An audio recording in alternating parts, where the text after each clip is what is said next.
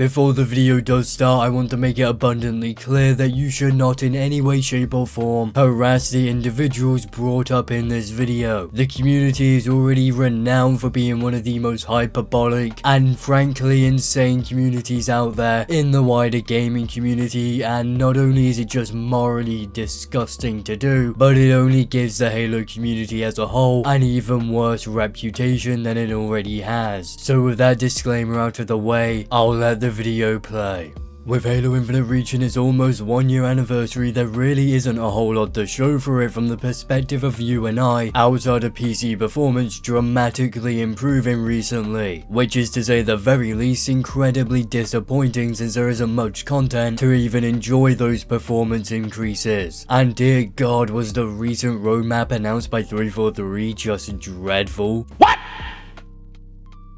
What the fuck? I've never heard of a developer needing to beta test XP progression before, but apparently that's now a thing they have to do, and the most hyped up thing coming to Halo Infinite, aka Forge, is maybe going to be completely useless because there won't be a custom games browser for at the very least 3 entire months. I mean, I'm hoping browsing Forge modes and the custom browser are separate, however I doubt that's the case. Although in fairness I do have to give credit where it's due in regards to Season 3 coming 3 months after the winter update, when the winter update is essentially bringing the same amount of content we got in Season 2. Since at the very least we're seeing an increased frequency of content being added here. But why am I still not giving up on 343 and Halo Infinite quite yet? Well, it's down to the facts behind the development hell 343 Industries was put under when a certain leader was in control of the franchise. The age-old question surrounding why the developers have only been able to produce 2 maps for Halo Infinite over the course of an entire year has finally been answered. And well, it surprisingly is not mainly the fault of Bonnie Ross like I and most people believed, but rather it's predominantly down to a single person who is now a previous employee of 343 Industries.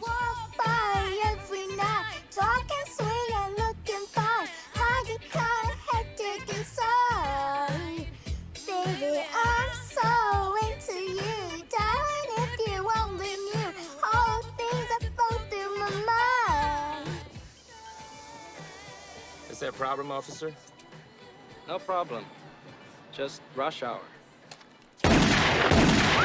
Most of you are understandably more than likely extremely confused as to who the policeman was in the meme. Well, that is Chris Lee, the previous studio head of FPS game development at 343 Industries, who reportedly got fired for causing everything going on with Halo Infinite at the moment, essentially single-handedly. The reason we know about any of this is thanks to Jez Corden, a reporter working for Windows Central, and he's been a reliable source for information regarding Halo Infinite and its leaks for the past year plus more, including leaking the upcoming battle royale that is inevitably coming to the game. And in short, what he had to say in a recent podcast of his was everything that's happening with Halo Infinite at the moment is almost entirely the fault of Chris Lee, who also happened to have full control over Halo 4 and 5, as the information communicated between him and Bonnie Ross was so inaccurate to the point it led to him being fired by Bonnie, with Joseph Staten replacing him after the infamous 2020 E3 reveal, which backs up basically everything the team at 343 has been saying for the past year or so in regards to things like the UI not being designed to add more game modes, leading to those early delays for the live service content all the way back when Halo Infinite launched. Since shortly after Joe replaced Chris, the game was delayed, and then the global pandemic hit, creating the epitome of development hell for them. When you have a studio head blatantly lying to the main people at 343 Industries